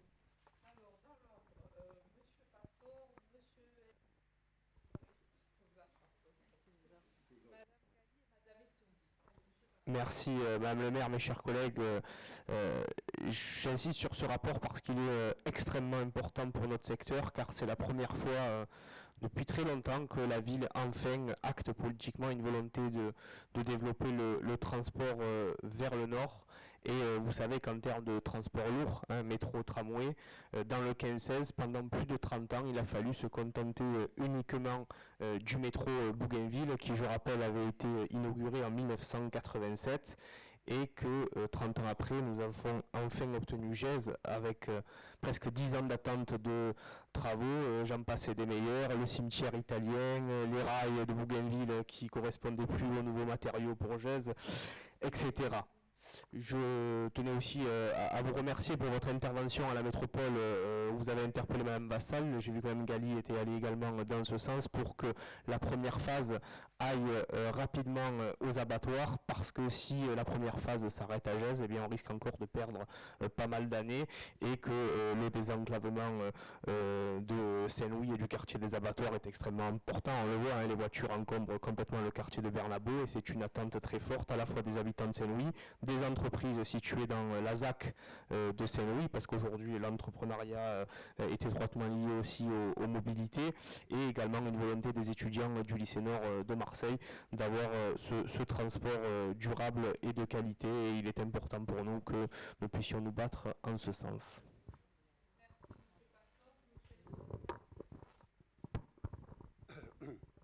Oui, je voulais dire pour ce rapport, la première chose que je veux dire, que le transport à Marseille, c'est quand même assez dur partout, c'est très compliqué, il y a beaucoup de bouchons partout. Je dirais que la phrase que j'avais dit depuis longtemps, déjà depuis 10 ans, 20 ans, j'avais dit qu'on pouvait faire Paris-Marseille en 3 heures, et des fois traverser Marseille 3 heures aussi. Donc ça ressemble à quelque chose qu'on est dans un retard incroyable. Et étant donné qu'on est en retard incroyable, je pense que première chose, je crois qu'il faut informer tous les citoyens de ce décalage qu'il y a du moment qu'on veut quelque chose, du moment qu'on décide quelque chose, du moment qu'on construit quelque chose, et du moment que les choses se construisent, là, 2-30 ans après, ici ça peut être 10 ans après, et bien souvent le citoyen ne comprend pas pourquoi on a une nouvelle mairie et on n'a pas les choses. On croit que les choses arrivent très vite, et ça, je pense qu'il faut l'expliquer. Il faut expliquer aussi que j'ai participé à des dizaines de réunions sur le tramway. Il faut expliquer aussi qu'on avait fait au départ un tramway plutôt politique, qui passait par 11-12, qui passait par tous les secteurs de Marseille, qui fait basculer Marseille à gauche ou à droite. Donc c'était un tramway politique. Mais un tramway offre-demande, c'était un tramway qui allait de Lumini jusqu'à les quartiers nord. Donc on laissait. Bon, c'est fait, c'est voté, on doit faire ça, on doit faire avec. Et on sait aussi que construire, quand la ville, il y a des problèmes de financement, on sait aujourd'hui que construire des métros, ça peut coûter 9 fois plus cher lié, et justement 9 fois plus cher les kilomètres. Sauf si c'est un métro en surface. Donc, moi, ce que je veux dire par là, qu'aujourd'hui, il y a la métropole, il y a la mairie centrale, il y a la mairie 15. Là, on a le droit de réfléchir dans les réunions qu'on va avoir avec les CEQ, avec toutes les différentes associations écologistes, etc. On a le droit de réfléchir maintenant avant, pendant et après. Parce que si on parle de commerçants, par exemple, avant sont très fâchés, pendant encore plus fâchés, et après ils sont très contents. Donc vous voyez comment les choses sont différentes si on fait une bonne information Et là, je pense qu'on a un rôle à faire. Et je remercie tous ces avancées qu'il y a eu vers le quartier nord, parce que je trouve vraiment injuste justement ce qui passe. Donc aujourd'hui, les cancers doivent être acteurs de tous ces débats qui vont avoir dans les cancers et la façon de ménager, on va dire, les choses pour que cet endroit soit un endroit digne, justement. Parce qu'il ne faut pas oublier qu'à l'époque, ça fait 10 ans, qu'on ne voulait pas que les gens de quartier nord viennent descendre vers la Cambière, rappelez-vous. Et ça a changé après. Voilà. Quand vous dites Traoré, vous nous faites déjà voyager, hein, je tiens à vous le dire. Hein. Madame Gali. D'abord, je voudrais féliciter Madame Béard pour son intervention parce que elle a bien expliqué les choses et je trouve que c'est une très bonne explication de pour que si pour certains qui ne connaissent pas, et je ne parle pas pour les gens qui sont dans cette salle, mais ceux qui sont à l'extérieur qui décident pour nous, la nécessité d'avoir du transport. D'abord, plusieurs choses. De manière globale, on ne peut pas, sur notre territoire, ici le 15-16, avoir des gros camions pour aller desservir à la décharge de Septem, des camions qui traversent la Solidarité, la Granière, Calisté, ces territoires. C'est pour ça que le maire de Marseille, que j'ai vu encore jeudi, à qui j'ai rappelé que le mois de mars ne doit plus y avoir de camions qui traversent, et je l'ai dit au préfet, je l'ai dit au ministre, je l'ai dit à tout le monde, la décharge de Septem, en tout cas le chemin de la Bigote. Ça, c'est le premier élément. Parce que non seulement on n'a pas le transport, mais on a les camions qui viennent nous empêcher de circuler à pied ou même en voiture. Donc ça, c'est une réalité. Et si la commune de Septem tient encore à voir sa décharge, et puisqu'elle encaisse les loyers, c'est tout à fait normal qu'elle trouve en son sein, dans la commune de Septem, et il y a des possibilités dans la commune de Septem qu'on puisse avoir un passage qui permette tout simplement de ne pas traverser Marseille. Marseille, les quartiers nord ne sont pas là pour finalement pallier au manquement des autres. Les Alpes-Maritimes ont décidé de fermer leurs décharges, et pour fermer leurs décharges, ils amènent leurs déchets ici, chez nous, dans Marseille. Et c'est nous, les habitants des 15-16, qui devons subir les désagréments. Donc c'est beaucoup d'années de combat, énormément d'années de combat que j'ai porté, pas seul, mais avec tout le monde, ici, et même le député Régis Briel, dans son temps. Et donc pour faire en sorte qu'on arrive à avoir un résultat qui est celui que nous avons aujourd'hui. C'est pas pour reculer. Je le dis, je ne reculerai pas, et nous ne reculerons pas. Et s'il faudra empêcher, je l'ai dit à Veolia, à la direction de Veolia, je l'ai dit au préfet de région, nous empêcherons ici tout camion qui passera à partir du mois de mars sur le chemin de la Bigote, et nous le ferons avec les habitants. Ça suffit, on ne peut plus nous imposer des choses qu'on n'impose pas aux autres. Ici, on nous impose toujours le côté désagréable et jamais le côté agréable. C'est pour ça que j'en viens à la deuxième question, qui est la question du transport. On est en train de faire, dans le cadre de la rue, et je l'ai fait inscrire d'ailleurs dans le cadre de la rue, que la demande des camions, l'arrêt des camions sur la décharge, enfin en tout cas sur le chemin de la Bigote. Mais la rue, c'est quoi? C'est du désenclavement, c'est aussi du transport en commun, c'est aussi ça. Parce que les gens qui doivent aller travailler, ils doivent pouvoir le faire en transport si ça leur chante. S'ils doivent avoir la voiture, c'est tant mieux pour eux, c'est leur problème. Mais en tout cas, on doit nous leur donner les outils pour ne pas avoir à prendre la voiture et dire qu'effectivement, pour pouvoir dire de même ma voiture, mon bus c'est ma voiture. On est loin du compte de dire le transport c'est ma voiture aujourd'hui. Et il faut savoir qu'en plus, on est sur un territoire où pas tout le monde a une voiture par par personne qui a un permis de conduire au sein d'une même famille, parce que pas tout le monde a les moyens de se payer une voiture par personne, par foyer. On est face à une situation où on a été obligé, au lycée Nord, et à l'époque, j'avais vu le principal et pour qu'on puisse décaler les horaires d'entrée des élèves au lycée Nord, tellement le bus était bondé, qui ne s'arrêtait pas, on était obligé d'adapter. C'est l'école qui s'est adaptée au transport en commun, et pas le transport en commun aux écoles. C'est scandaleux, mais il n'y a que dans le tiers-monde qu'on peut voir ce genre de choses.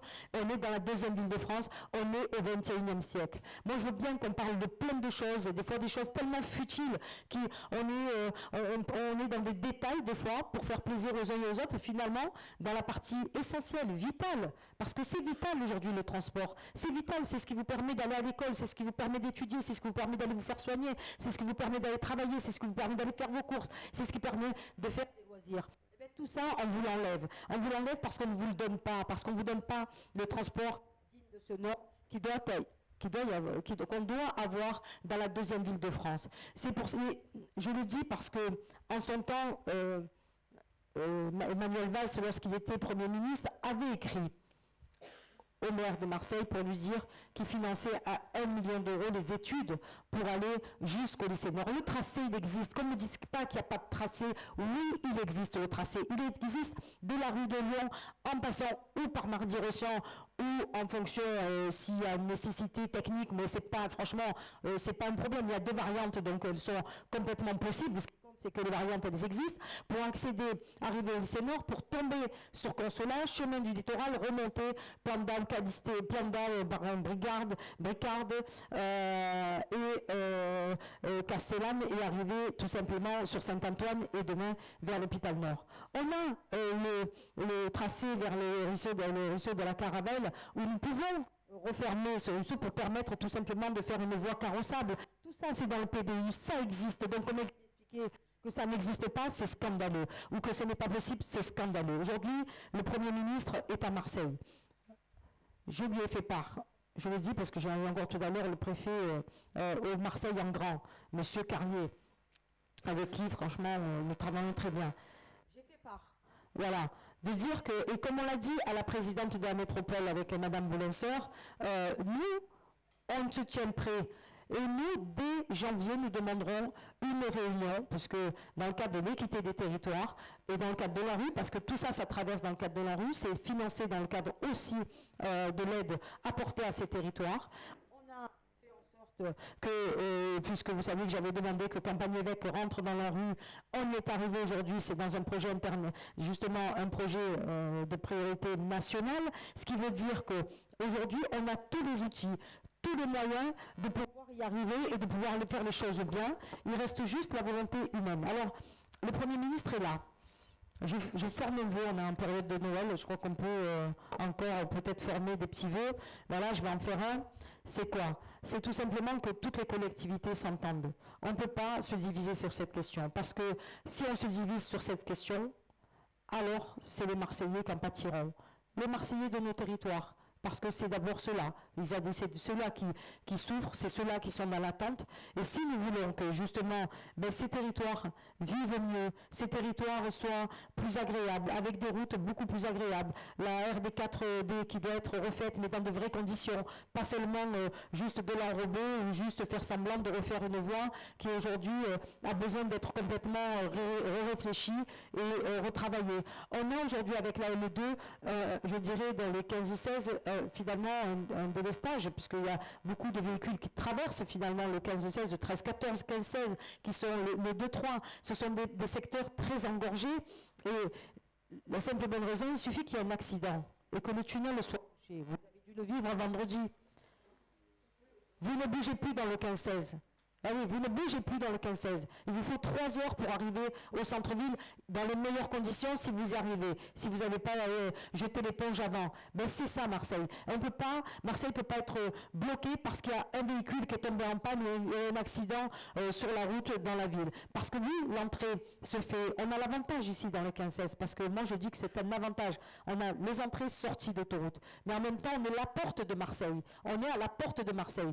On l'a fait dans le 11-12, on l'a fait dans l'est de la ville, c'était nécessaire. Moi, je ne vais pas dire, je ne veux pas opposer les territoires, parce que Marseillais, qu'on soit au sud, au nord ou à l'est de la ville, on reste Marseillais. Et par contre, c'est l'équité. C'est-à-dire, quand on fait 1 kilomètre au sud, on fait 1 kilomètre au nord. Ça a toujours été, en tout cas en ce qui me concerne, ma position. Elles n'en changeront pas. Et moi, je le dis, et je sais combien d'abord, parce que nous travaillons main dans la main avec Nadia, pour qu'on puisse tout simplement voir avec la présidente de la métropole et que demain, et on dira la vérité. Nous, on sera de bonne volonté. Et on dira la vérité à la présidente de la métropole. Nous la verrons rapidement dès le début d'année pour lui faire des propositions, lui dire que nous avons travaillé, que nous n'avons pas attendu qu'on nous le demande. On est en avance peut-être sur tout le monde. Donc, moi, qu'on ne m'explique pas qu'on fait un tramway au Catalan et Castellane, alors qu'aujourd'hui, même les CIQ, les habitants, pas tout le monde le veut, alors que chez nous, tout le monde le veut, c'est l'unanimité. Donc on n'a même pas de problématique, on est prêt à faire toutes les concertations nécessaires pour y arriver, parce que c'est aussi l'intérêt de notre territoire. Merci Madame Gali pour vos propos. Madame Etoundi et puis Monsieur Ramdan.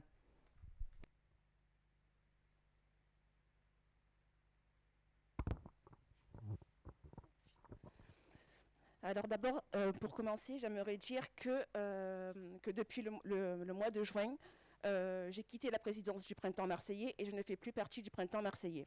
Déjà pour situer mes propos. Donc, par la suite, par rapport au dossier, maintenant que je les reçois en avance, ben oui, je les prépare, oui, je travaille. Et donc, quand il me manque des éléments de compréhension, eh ben, je les demande. Ce sont juste des questions, ce ne sont pas des attaques. Oui, donc par rapport à la ZFE, donc par manque d'une offre en transport en commun décente, la voiture est donc la seule solution et la plus fiable de mobilité dans le secteur. L'achat d'un véhicule dit propre nécessite quand même un certain budget. La ZFE uniquement basée sur une vignette est une mesure discriminatoire socialement. Donc, la mise en place le préalable de la mise en place doit être une offre normale de transport en commun dans le secteur. Donc, et à noter également qu'il serait important et intéressant de mettre dans le périmètre de la ZFE les activités liées au port qui, elles, génèrent dans le 16e en particulier une forte pollution. Voilà. Merci Madame Toundi. Monsieur Ramdan, s'il vous plaît.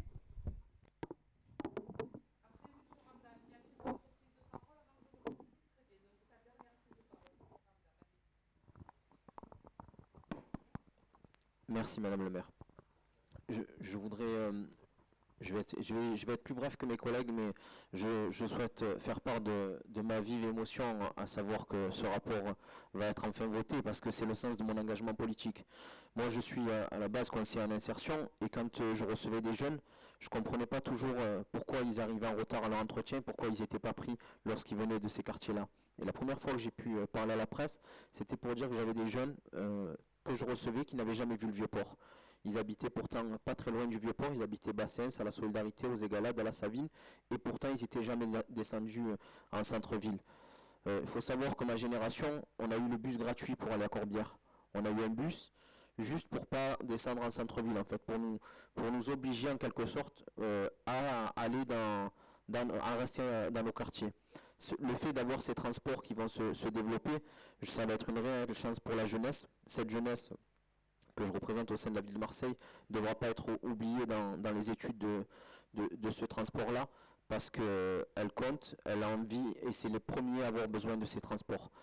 Je voudrais rappeler aussi qu'on va créer vendredi un rapport sur le conseil municipal des jeunes, et dans ce cadre-là, ces jeunes-là pourront être entendus dans les transports en commun marseillais. Marseille était une et indivisible, j'espère qu'elle ne le sera plus dès que ces travaux seront commencés. Merci. Merci Monsieur Ramdan. Alors je vais essayer de regrouper, de faire une synthèse de tout ce qui a été dit. Oui, il est évident, Monsieur Espinoza, que nous avons un réseau de transport en commun, j'ai envie de dire, qui date de l'après-guerre, sans faire, enfin, je caricature, mais à peine. Et que nous avons tout fait, que les politiques qui ont été menées à Marseille ont tout fait pour que les habitants du 15-16, mais au-delà du 15-16, des quartiers nord, soient des assignés à résidence. Parce qu'effectivement, jusqu'à aujourd'hui, quand des jeunes, quand des moins jeunes descendent en centre-ville, ils disent « je descends à Marseille ». Et quand vous dites « je descends à Marseille », c'est que vous considérez que vous n'êtes pas un Marseillais, puisque on a l'impression qu'on change de ville. Donc oui, effectivement, il y a des politiques qui ont été menées et qui ont été menées pendant des années pour enclaver, puisque Samia Gali parlait de désenclavement. C'est vrai, l'essence même de l'ANRU, c'est le désenclavement.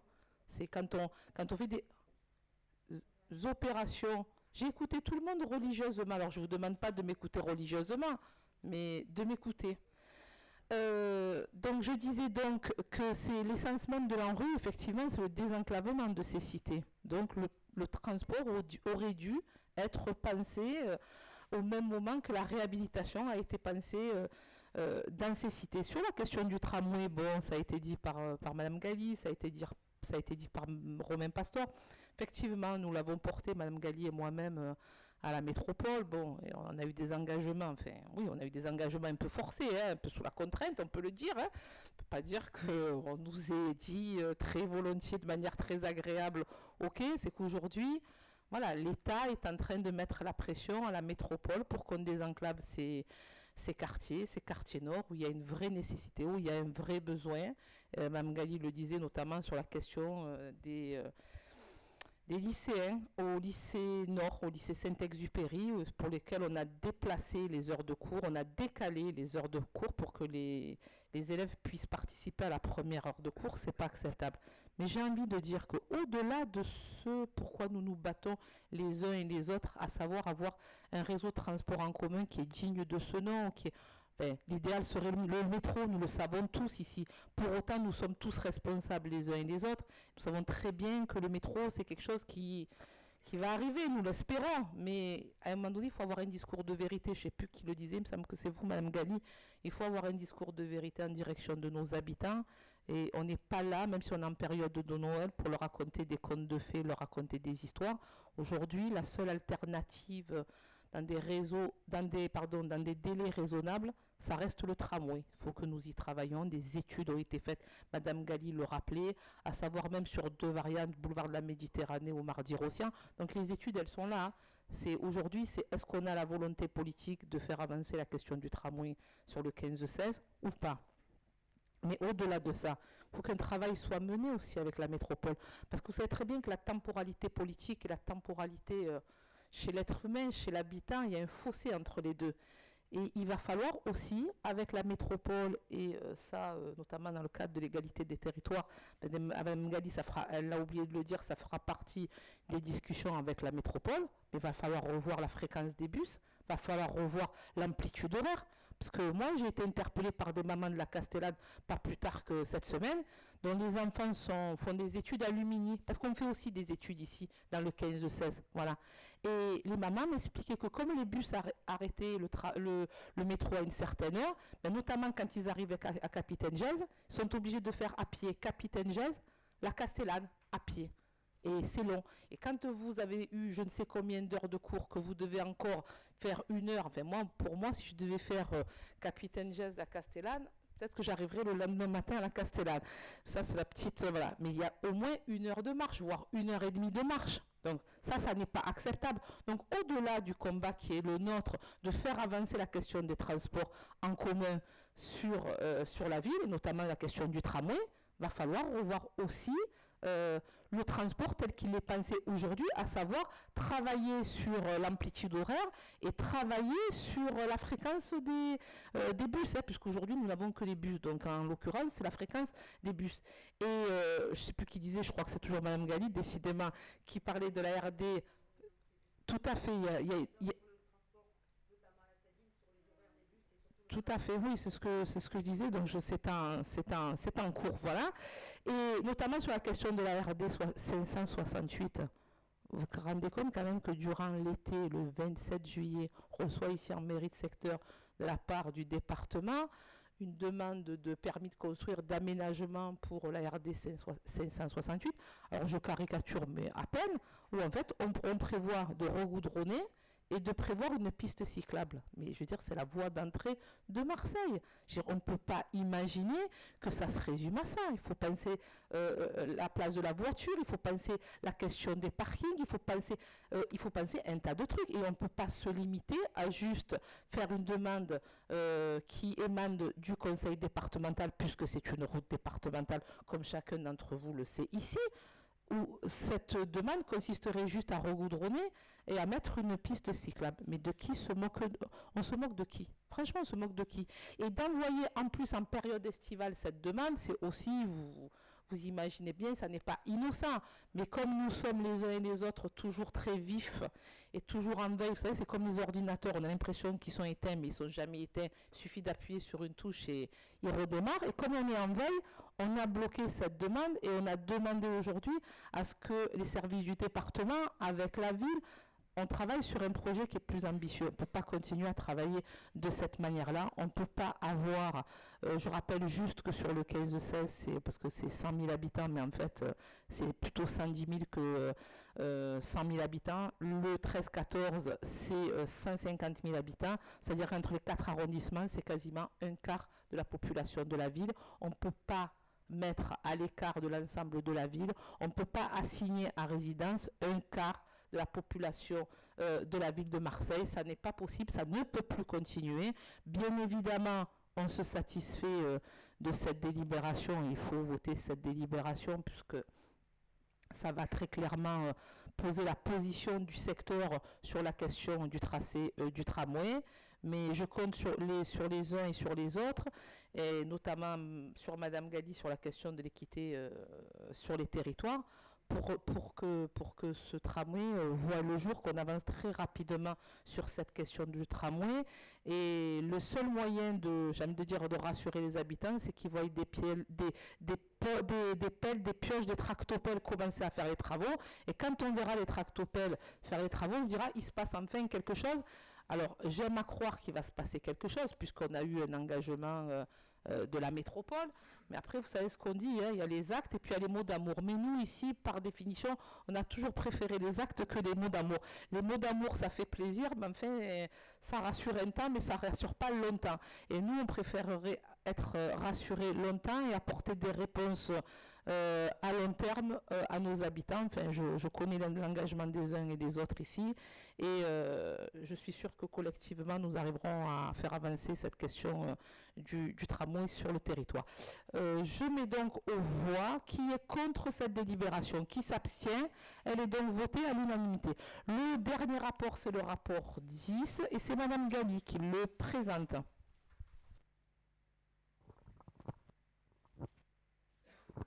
Oui, franchement, je suis plus qu'heureuse de pouvoir présenter ce rapport que je croyais c'était l'Arlésienne.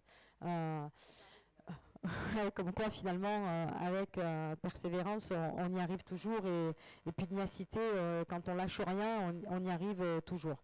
Je vais juste rappeler rapidement l'historique de la cité de la Castellane et la problématique liée à la cité de la Castellane.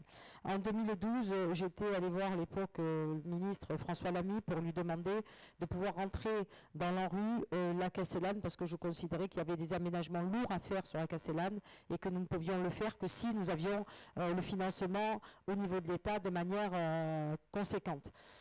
Ces choses, ça a été fait, je le dis, parce qu'il a dès le début répondu favorablement à cette demande, puisqu'il a mis, d'ailleurs j'avais demandé à Castellane et Herbel, et les deux cités qui sont des sœurs jumelles en fait, hein, elles ne sont pas du même territoire mais elles sont sœurs jumelles par leur aspect, finalement ont pu bénéficier de l'aide, donc dans le cadre de l'ANRU, elles sont rentrées dans l'ANRU donc avec l'aide financière de l'État.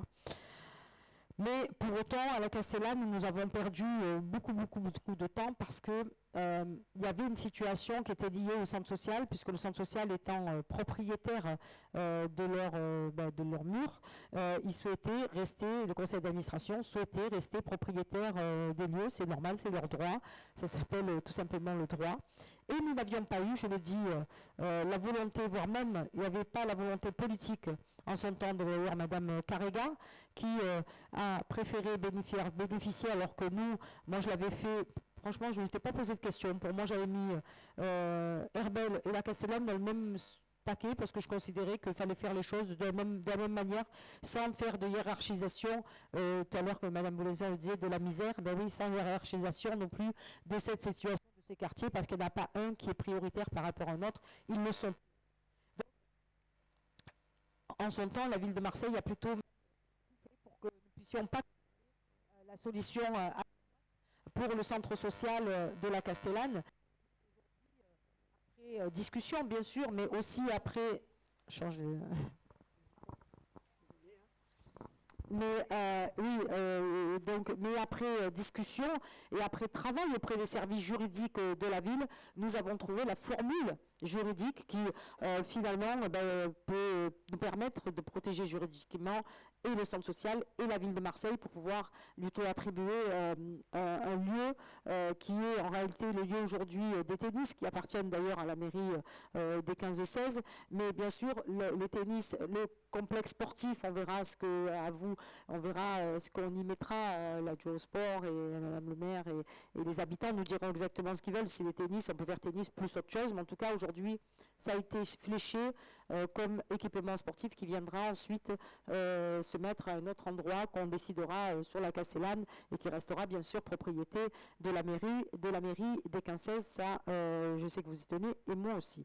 Donc c'est important. Mais ce qu'il fallait, c'est trouver une solution pour sortir de ce schéma, parce que sans cela, ça veut dire qu'on ne pouvait pas détruire le centre social et surtout on ne peut pas faire de trouées et on ne peut pas désenclaver complètement la Castellane. C'est important parce que d'abord c'est l'intérêt aujourd'hui de tous ces quartiers en ANRU, c'est plus de faire des cités, ces cités qui sont enfermées sur elles-mêmes. Moi, je l'appelle toujours le pays d'Alice au pays, c'est le jardin d'Alice au pays des merveilles. C'est-à-dire vous rentrez à un moment, vous savez plus à quel moment vous allez en sortir, parce que c'est un labyrinthe. Le but, c'est de casser ce labyrinthe à la Castellane pour permettre tout simplement qu'il y ait une fluidité, qu'il y ait des équipements de proximité, notamment le centre social qui sera plutôt tourné vers le bas, vers Barnier, ce qui va permettre aux habitants notamment du Merlin, de toute la partie Pelouc aussi, que ça ne devienne plus le centre social de la Castellane. Il faudra d'ailleurs, je l'ai dit, au centre social, trouver un nom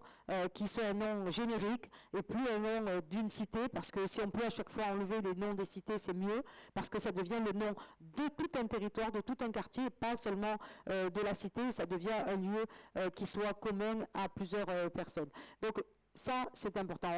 On a les études, notamment dans le cadre de l'ANRU, qui sont lancées pour l'école de la Castellane et aussi donc la reconstruction totale de l'école, mais la réhabilitation aussi de l'école du bas, parce que c'est important que les deux écoles se fassent en même temps, parce qu'il n'est pas question qu'on ait une école toute neuve, toute jolie pour les mêmes enfants, et de l'autre côté, des écoles, ou alors, Madame la maire, vous allez vous retrouver avec des demandes de dérogation que je ne sais pas comment vous allez autrement vous en sortir. C'est pire que les demandes de logement après. Donc, il faut justement que tout le monde arrive dans une école jolie, une école agréable, surtout que le site s'y prête. Franchement, c'est un site qui s'y prête, qui est plutôt agréable. Les commerces seront revus aussi, mais permettez-moi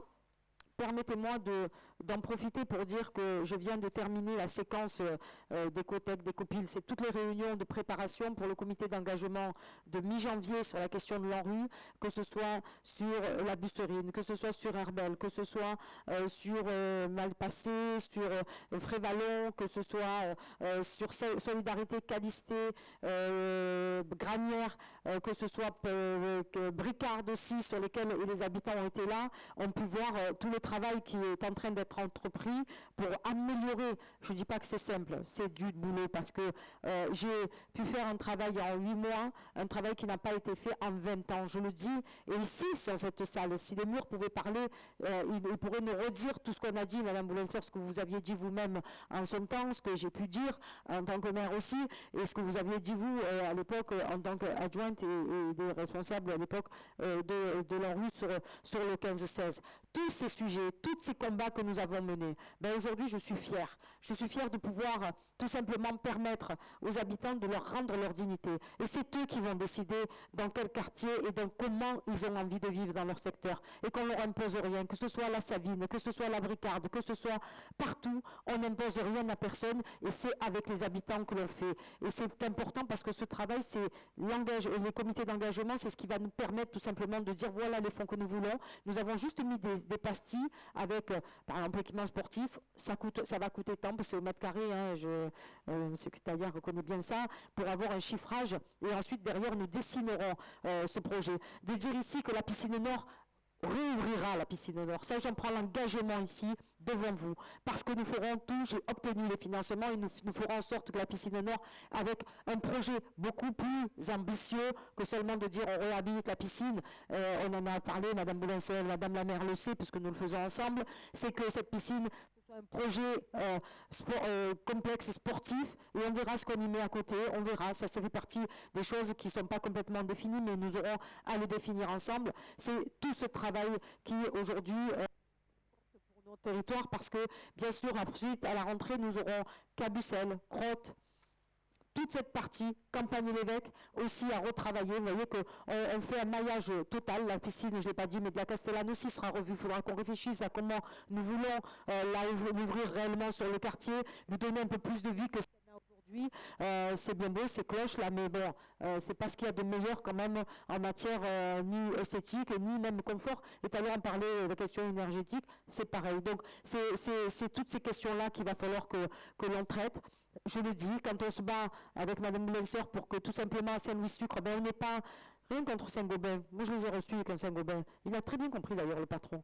Mais savoir les camions seulement de plateformes, là où on veut nous mettre seulement des plateformes de bâtiments, ben nous, on est juste allés se battre pour obtenir tout simplement la cité du cinéma, l'industrie du cinéma qui viendra, je l'espère, ici sur Saint-Louis-Sucre, parce que ça tirera vers le haut nos quartiers. C'est ça qu'il faut. C'est de ne plus accepter d'avoir des choses qui nous tirent vers le bas, simplement des choses qui nous tirent vers le haut. Parce que ça veut dire quoi? Ça veut dire qu'on développe de l'économie. Ça veut dire que si on développe l'économie, ça veut dire qu'on développe aussi la question de l'emploi. Madame Furas nous disait tout à l'heure, ou que ce soit Edi Ramdan aussi par rapport à la jeunesse. C'est tout ça la question du transport. Parce que c'est vrai que si on ne met pas le cinéma, si on ne met pas l'industrie du cinéma et qu'on met des plateformes liées seulement à des gros camions qui vont venir encore apporter des matériaux, ben ça veut dire qu'on préempte complètement notre tramway. Alors, c'est tout bête, mais il faut faire de la couture pour éviter, parce qu'il y a des pièges partout. Vous savez, c'est les mines antipersonnelles. Vous mettez le pied, il y a peut-être une mine, il faut vous poser la question de savoir si vous n'allez pas vous faire avoir. Eh ben, on passe notre temps à ça,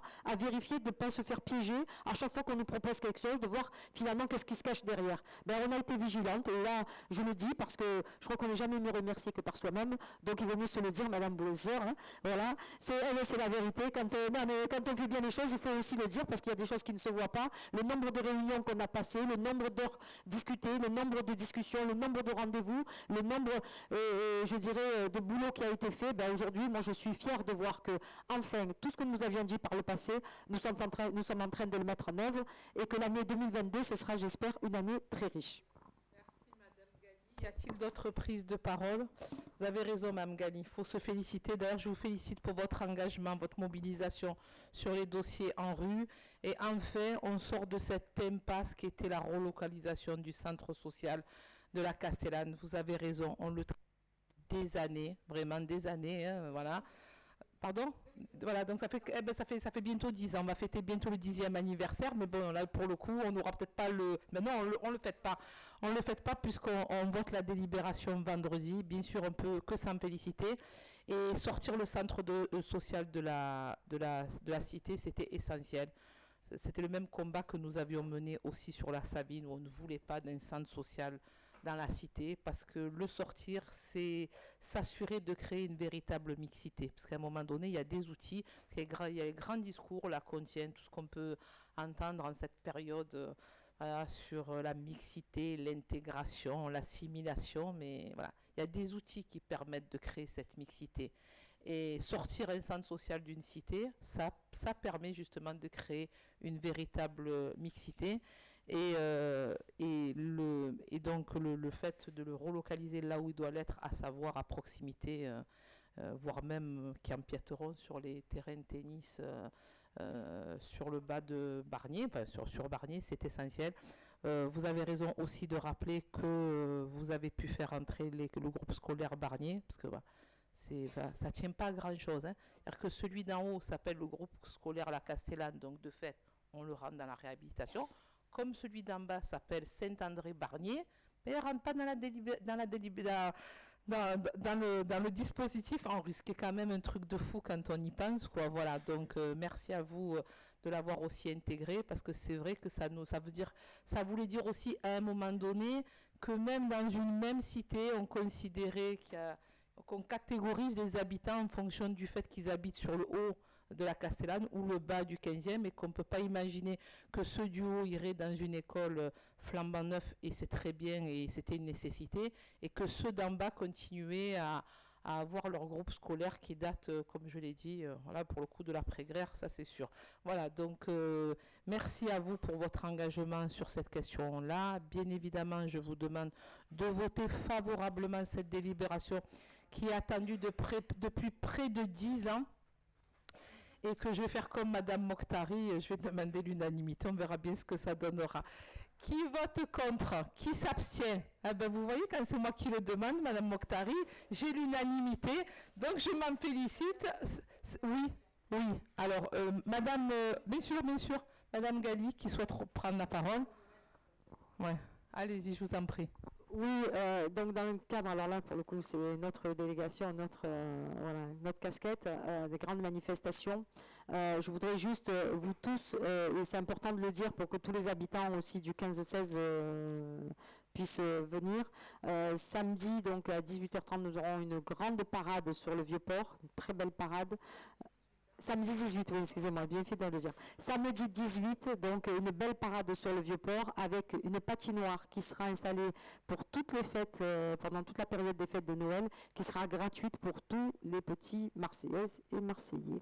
Voilà. Madame Gali, merci de le préciser. Et vous avez vu, on s'est mis raccord, c'est-à-dire qu'en fait le 18, c'est de 14h à 18h ici au Parc Billou, et à 18h30, Madame Gali reprend le relais sur la Canebière. Donc vous voyez, quand on est élu du même secteur et du même territoire, on connaît les problématiques et on essaie justement de mutualiser les moyens pour proposer une offre d'animation la plus large. Donc bon, on va finir par nous appeler les Mères Noël, hein, Madame Gali. Donc, mais vous celle de la ville et moi celle du 15-16. Donc le rapport est donc le dernier est voté à l'unanimité. Je le rappelle au cas où. Je vous souhaite de bonnes fêtes de fin d'année en famille avec tout ce que vous aimez. Profitez pour vous reposer pour ceux qui en ont besoin. Et on se retrouve très vite. Bon, je dis pas l'année prochaine maintenant parce qu'il faut pas le faire, mais voilà. En tout cas, profitez de vos congés. La séance est levée. Merci pour votre attention.